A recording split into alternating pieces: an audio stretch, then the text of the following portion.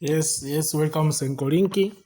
Kama lako la kwanza ufuatie channel yetu, usahau kusubscribe, kulike, kushare na comment.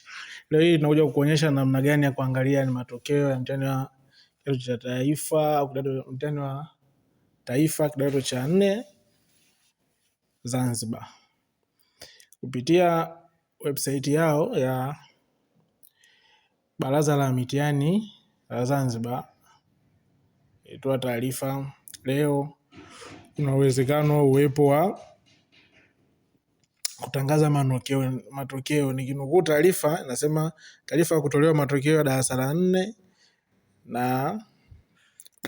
4 na kidato cha pili katika mtihani wa taifa yatatolewa leo Jumamosi tarehe 17 mwezi wa kwanza 2026 saa 10 jioni, na matokeo hayo yatapatikana katika viungo vifuatavyo au linki zifuatavyo. Kuna ya kwanza hiyo na kuna ya pili.